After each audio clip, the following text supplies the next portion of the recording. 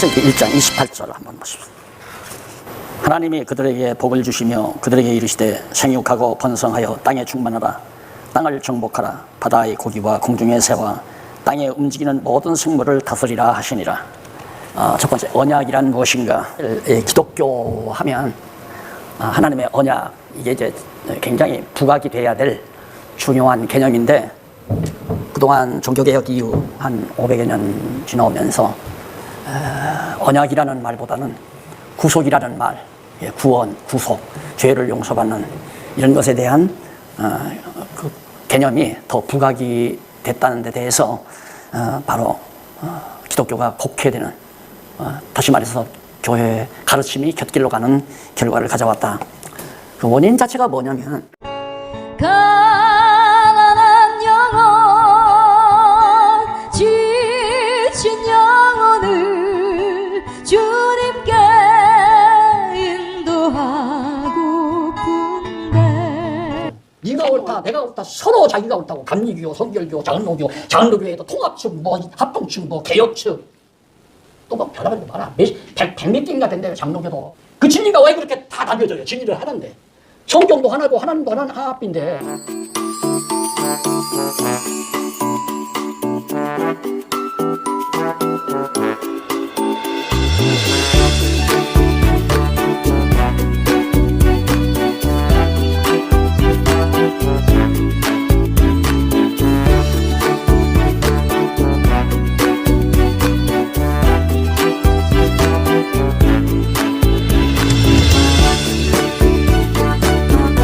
이제 회개, 처음 복음을 전하게 되면 회개해라. 당신들 회개하지 않으면 지옥 간다. 이게 아주 그 전도자들이, 또 특히 선교사들이 접근하는 접근 방법이었기 때문에, 내가 어느 지역에 선교하러 가는 것은 죽은 영혼들을 구원하러 간다. 이런 보편적이고 평이한 그런 생각들과 잘 맞아떨어진 거예요. 그래서 이제 구속사 신학이라고 하는 것이 이제 결국은 자리를 튼튼하게 잡게 되죠. 500여 년 동안. 그러다 보니까 나중에 이제 인지가 발달하면서 또 신학이 발달하고 대적자들, 다시 말해서 이론을 달리하는 자들이 등장하면서 이제는 자꾸 코너에 몰리게 된 거예요. 우리가 준비가 되지 않았기 때문에, 보수주의 학자들이 준비가 안 돼서. 그래서 구속사 신학만을 가지고는 절대 진리 싸움에 이길 수 없는 것은, 그것은 기독교 진리의 한 가지에 불과하기 때문에, 근본 핵심이 아니라 한 가지에 불과하기 때문에 근본 진리가 아닌 것 가지고는 진리 싸움의 승소가 날 수가 없죠. 그래서 결국에는 패배에 이르게 됐고, 서구 신학이 몰락하고 서구 교회가 몰락하고 지금 동양 한국 교회가 몰락하는 이유도 여전히 지금 구속사 신학에 매달려 가지고 거기서 살 길을 얻어보려고 애를 쓰지만 불가능합니다. 그건 절대. 왜? 기독교 진리를 대변할 수 있는 근본 주제가 아니에요, 구속이라고 하는 것이. 그런데 구속사 신학이 500여 년 동안 튼튼하게 자리를 잡았기 때문에 다른 건 안 보이는 거죠. 그래서 구속보다는 언약이라는 개념이 도리어 더 근본적인 개념이다, 그런 얘기예요. 혹자들은 하나님의 언약이라는 것을 너무도 단순하게 생각해요. 그것도 구속사와 연결해서 이 얘기를 하는 거죠. 너희들 나한테 회개하고 돌아와라. 그러면 내가 구원해 주겠다. 이게 이제 언약이라는 거죠. 그걸 그 언약이라고 하지 않고 계약이라고 또 말하기도 해요. 계약신학. 계약관계라고 하는 것은 상호관계입니다. 이제 언약이라는 말의 뜻에서 이제 정지가 되겠지만은, 언약은 상호관계가 아니에요. 일방적이에요. 하나님이 단도직입적으로 주권적으로 내가 이렇게 해주겠다라고 하는 아주 단도직입적인 일방적 관계다. 언약과 계약은 전혀 다르다. 어떤 사람은 계약신학이나 언약신학이나 같은 걸로 생각하면 전혀 다릅니다. 계약이라고 하는 쌍방이 합의를 해야 돼요. 그러니까 하나님이 우리 인간과 계약을 맺었는데, 너 선악을 알게 하는 과일을 따먹지 말아라. 먹으면 죽는다. 이게 이제 계약관계라는 거죠. 먹으면 죽고 안 먹으면 살고, 이제 쌍방관계, 이런 관계에서 구속사와 잘 연결이 돼요. 하나님께 순종하면 구원해주고, 순종 안 하면 멸망받는다. 또 구원이 하나님의 절대 주권적 성질하는 것과 이게 또 맞아떨어지지 않는 거예요. 그래도 어물쩍어물쩍해서 이제 무지한 시대에는 이제 무식대중들을 얼버무려서 이끌어왔는데, 이게 점점 인지가 발달하면서 이제 신학이 발달하고 지식이 발달하면서 질문하고 들어오면 너무 그렇게 따지지 말라고, 무조건 믿으라고, 이렇게 해야지 결국은 신학교에서까지 알고 믿는 게 아니라 모르기 때문에 믿는 거다. 우리가 하나님의 비밀을 다 어떻게 아느냐, 그냥 무조건 믿으라. 이게 이제 보수주의 학자들이, 소위 신학교 교수들이 하는 행태란 말입니다. 이거 가지고 싸움이 되겠어요? 안 되죠. 왜 그러냐면 일관되게 어떤 논리 전개를 할 수 있는 일이 안 된단 말입니다. 그러니까 계약이라는 말을 이제 선악과와 관련해 가지고 너 이걸 먹지 말아라 명했으니까 인간은 안 먹어야 되는 책무가 있다. 하나는 명령자고 하나는 수행자로서 명령하고 수행하는 계약 관계를 맺었다. 그런데 그 계약을 파기했으니까 죽음에 이르렀다. 이런 생각을 가지고 소위 계약신학 해가지고 지금도 있죠, 아마 계약신학이라고. 근데 언약이라는 말은 전혀 그것과 본질적으로 다릅니다. 그래서 이쪽 두 번째로 15페이지에 언약이라는 말의 뜻을 거기 밝혀보면은 히브리 말로 베리트라는 것 알고 계시죠? 그 용법에 대한 당사자들 사이의 상호협정. 이 용어 베리트라고 하는 말 자체만을 가지고는 그냥 상호협정. 그러니까 계약관계랑 같은 거죠. 그런 말로 베리트라는 말을 이용하는데 그 어원은 베락이라는 말에서 파생된 것으로 그렇게 되게 알고 있습니다.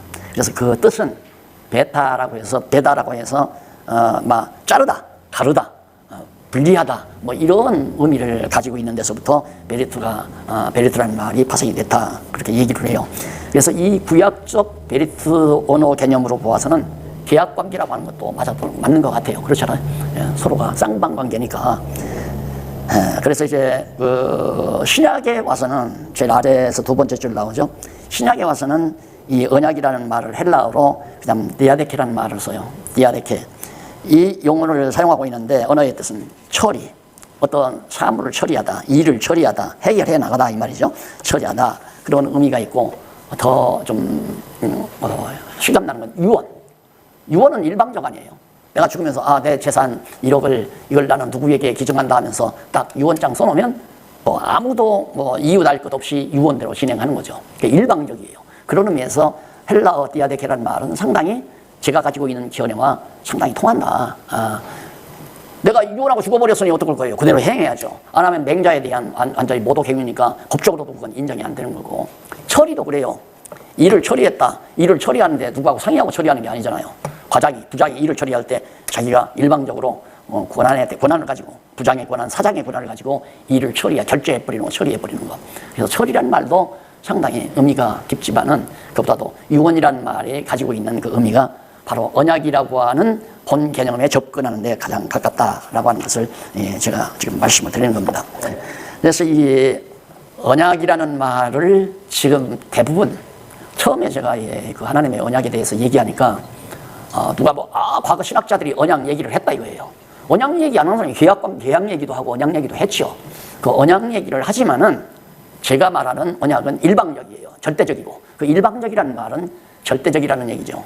그래서 하나님의 언약은 어떤 조건을 달아서 지시하는 것이 아니라 일방적인 명령으로 주어진다. 언약이란 말, 언약은 하나님께서 우리에게 언약하실 때는 명령으로 이렇게 해라, 저렇게 해라, 이렇게 명령으로 주어지는 것. 그러니까 계약 관계는 명령이 아니잖아요. 내가 이렇게 할 건데 너 이렇게 할 거냐? 이런 관계가 이제 계약을 맺는 관계거든요. 나 이 아파트 2억 받고 싶은데 너 2억 주고 살 것이냐? 2억은 너무 비싸다. 1억 7천만 받아라. 이렇게 상의해서 계약 관계를 처리하잖아요. 그런데 일방적인 것은 나 2억 안 주면 안 판다 해버리는 거예요. 2억 내라 하는 거죠. 그러면 그 아파트를 자기가 살려면 상의할 수가 없어요. 그냥 2억 내면 자기 아파트 되는 거고 안 내면 자기 아파트가 안 되는 거지. 그래서 하나님의 언약은 우리와 쌍방관계로 주어지는 것이 아니라 일방적으로 주어지기 때문에 명령문으로 주어진다. 그리고 이 명령은 하나님의 명령은 인간의 명령은 어떠냐면 종에게, 자기가 부리는 종에게, 또 과장이 계장에게 당신은 이렇게 해. 그러면 계장이 하고 안 하고 결정할 수 있잖아요. 안 하면 과장에게 내가 불복했으니까 면직당할 거고 그 면직당할 각오를 하면 안 하는 거죠. 나 그렇게는 못하겠습니다. 거부할 수 있다는 얘기예요. 그런데 하나님의 명령은 대상이 있는 게 아니에요. 그렇게 대상의 의사가 좌우되는 게 아니라 하나님의 명령은 그대로 사실화되는 것을 전제하고 있어요. 명령대로 되니까 빛이 있으라 명하면 빛이 있어요. 나사로야 일어나라 하면 그냥 명령대로 일어나는 거지. 일어나라 했으니 나사로가 일어날 수도 있고 안 일어날 수도 있고 그거 아니죠. 빛이 있으라 했으면 빛이 있을 수도 있고 없을 수도 있는 게 아니라 있으라 하시는 하나님의 명령의 말씀은 그대로 사실화된다. 이루어진다 하는 얘기입니다. 그러니까 하나님의 언약은 성취를 전제로 한 언약이다. 이렇게 이해를 하고 굉장히 중요한 개념이죠. 하나님의 언약은 반드시 성취가 전제된 언약의 명령의 말씀이다. 명령했으니까 인간이 이룰 수도 있고 안 이룰 수도 있고 그러면 따먹지 말라. 먹는 날에는 내가 죽으리라. 양면을 이제 하나님께서 말씀해서요. 너 선악을 한 이 동산 가운데 모든 과일은 다 따먹되 중앙에 있는 선악을 알게 하는 과일은 따먹지 말라. 그럼 안 따먹었어야 돼요. 그런데 그 뒤에 먹는 날에는 죽는다. 양단 간에 얘기를 하는 거죠. 먹는 날에는 죽는다. 따먹지 말라. 먹는 날에는 죽는다. 이 말은 아담이 따먹게 되면 자기가 완전히 자기 책임을 자기가 느끼는 거예요. 쉽게 말하면 하나님이 따먹지 말라고 그랬는데 내가 따먹었다 이거예요. 그럼 내가 따먹고 싶어서 따먹었으니까 내 책임이라고 느끼는 거죠. 그게 피조물의 한계예요. 하나님께서는 인간에게 그렇게 책임을 지울 수도 있고 책임을 안 지울 수도 있고, 하나님이 안 따먹게 하려면 안 만들면 되잖아요. 만들어 놓고 따먹지 말라 금하는 이유는 죄책을 씌우기 위해서예요. 죄책을 씌우기 위해서. 하나님이 금했으니까 내가 그걸 범했을 때는 죄책을 내가 느끼잖아요. 왜 죄책을 느끼게 해야 되는가? 자기의 능력으로는 선행을 할 수 없음을 깨달아 알게 하기 위한 거죠, 하나님께서. 그렇기 때문에 하나님께서는 우리의 죄의 책임을 지우고 죄책을 느끼게 하고, 그래서 이제 하나님 앞에 의지하게 만들고, 그것이 이제 하나님이 우리를 하나님의 백성으로 만들어가는 하나의 교육 방법이다. 이렇게 이해를 하시면 틀림이 없습니다. 그러니까 그것도 하나님께서 너희 선악을 알게 하는 과일을 따먹지 말라 이 말씀만 했으면 따먹을 수가 없죠. 왜? 따먹지 말라는 명령은 그대로 현실 성취를 전제로 하는 거니까 따먹지 말라 했으니까 아담은 못 따먹게 되죠. 그런데 먹는 날에는 죽으리라 라고 하는 것까지 말씀하잖아요. 그러니까 네가 따먹지 말아야 되는데 따먹으면 너 죽는다 그 말이죠. 그런데 아담이 따먹었잖아요. 뱀의 유혹을 받아서. 그것이 이제 하나님께서 인간을 하나님의 백성으로 아직 타락하기 이전 아담은 완전한 아담이 아니잖아요. 완전한 아담, 영원히 살 수 없는 아담이거든요. 처음 만든 아담은, 생명 아담은. 그리고 선과 악을 모르잖아요. 선악을 모를 뿐만 아니라 그 선악을 모른다는 건 하나님이 좋아하고 하나님이 싫어하는 걸 잘 모른다는 얘기죠. 그러니까 아담 중심으로 또 선악을 몰라야 돼요. 그러니까 처음 지어놓은 아담은 자기 중심으로 이것이 좋은지 저것이 좋은지 분간할 수 없는 철없는 인간이죠. 그리고 영원히 살 수 없는 인간이고, 이게 미완성의 인간이기 때문에 완성된 인간으로 하려면 아담으로 하여금 하나님이 무엇을 좋아하시고 하나님이 무엇을 싫어하시는가를 알아야 되잖아요. 그래야 하나님의 백성이죠. 그래야 하나님의 뜻대로 살고, 그 다음 또 안에는 죽지 않고 영원히 살아야 되잖아요. 그런데 아직 생명과를 안 따먹었으니까 영원히 못 사는 거예요. 근데 선악을 알게 하는 과일을 따먹고 생명과를 따먹어버렸으면 하나님도 이제는 아담을 죽일 수가 없죠. 그리고 우리 인간을 영원히 죽일 수가 없어요. 영원히 살 수 있는 몸이니까. 아담이 선악과 따먹고 바로 가서 생명과 따먹어버렸다? 그러면 그냥 하나님하고 늘 싸우면서 우리가 세상을 살게 됐을 거다. 그러니까 하나님께서 저들이 선악을 알미 우리 중 하나와 같이 됐으니, 여기 우리 중이라는 말은 하나님과 같이 됐다는 게 하나님 복수를 말하는 거죠. 하나님과 같이 됐으니, 나와 같이 됐으니 내쫓아버리자. 그러니까 선악을 아는 것이, 하나님이 아는 대로 선악을 알면 좋은데 하나님이 싫은 건 아담이 좋고 하나님이 좋은 건 아담이 싫고 반대로 선악을 하는 거예요. 왜? 주체가 다르니까. 아담은 아담 나름대로 자기 주체로 선악을 알고 하나님은 하나님 주체로 선악을 하니까 정반대 아니에요. 영원히 살면 안 되니까 내쫓아버리자. 내쫓은 거란 말입니다. 그래서 사실상 우리 인간이 이 땅에 쫓김받아서 공부하는 것이 뭐냐면 무엇이 하나님이 좋아하시는 거고 무엇을 하나님이 싫어하시는가를 깨달아가는 거고요. 그 다음에는 영원히 사는 길을 찾아가는 거예요. 생명과를 따먹기 위해서 하나님께서 우리를 인도해 가시는 거란 말입니다. 그래서 완전히 인간 창조가 완성되는 것은 우리로 하여금 거듭나고 중생해서 하나님이 기뻐하시고 선하시고 온전하신 뜻이 무엇인지를 깨닫게 하고, 그 다음에 이제 영원히 부활해서 그리스도의 이름으로 부활해서 영원히 죽지 않는 몸으로, 그게 이제 창조가 완성이 되는 거죠. 미완성의 아담이 완성된 인간으로, 이제 그게 이제 구속이라는 겁니다. 그걸 위해서 하나님께서는 언약을 하시는 거다 이 말입니다. 그래서 금과 언약은 그런 의미였고, 그 다음 그 이전에 했던 언약은 아까 창세기 1장 28절에 나오는, 그것은 이제 하나님께서 아담으로 생육하고 번성하고 땅을 정복하고 또한 모든 생물을 다스리라. 이것은 궁극적으로 이제 하나님의 나라의 통치권을 우리에게 주신다는 거죠. 하나님이 지어놓으시고 그 모든 생물들을 지배하고 다스리면서 살 수 있는 그 길을 하나님께서 언약하신 겁니다. 그럼 그 언약은 반드시 그대로 이루어지는 거 아니에요. 그다음 다른 조건이 없으니까. 그래서 이 1장 28절은 반드시 명령으로 주어진 언약이기 때문에 이건 반드시 성취를 전제로 한 것이다. 그 성취가 바로 마지막 아담인 예수 그리스도를 통해서 이루어지는 언약이다. 그래서 그 언약의 내용이 바로 3대 언약이라는 말을 썼죠. 3가지 언약, 자손, 땅, 통치. 그래서 자손은 이제 하나님의 백성으로 번창할 걸 말하는 거고, 땅은 하나님이 지어놓으신 모든 세계를 말하는데 저주받은 땅이 아니죠. 이 당시는 저주 덮이기 이전이니까 에덴 동산에서, 그러니까 그 아름다운 새하늘과 새 땅으로 주어질 그 땅을 의미하는 겁니다. 그래서 이제 이 3대 언약이라고 하는 것은 1차적으로 지금 예수님이 오셔서 그가 승천하셔서 성령을 보내가지고 성령으로 거듭나고 중생하게 하잖아요. 하나님의 자녀들이 계속해서 번창한단 말입니다. 그게 바로 성령의 능력으로 되는 것이지 내 능력으로 낳는 게 아니죠. 성령께서 만세진에 택한 백성들을 거듭나고 중생케 해서 번창을 시켜요. 언제까지? 땅끝까지 복음이 증거되면서 온 땅을 다 정복을 하는 거죠. 그런 다음에 이제 만왕의 왕이신 그리스도가 이 땅에 오셔서 결국 천년 왕국 동안 완전한 정말 회복된 시대, 무죄 시대, 죄가 없는 무죄 시대를 열어서 예수님이 이루실 것이 이제 분명하죠. 그걸 이루실 것이 전제되는 것이 창세기 1장 18절의 언약의 말씀입니다.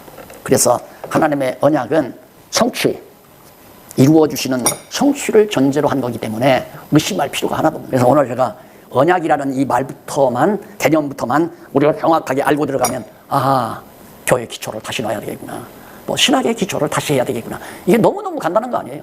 구속사 중심, 죄 용서함 받고 천국 갑시다 라고 했던 것이 그게 아니라 바로 이제는 언약사 중심으로 성경을 보다 보니까, 야, 이건 세계사적이고 아니면 막 세계관적이고 총체적이고 모든 우주적이고 모든 관점이 확 넓어져 버리잖아요.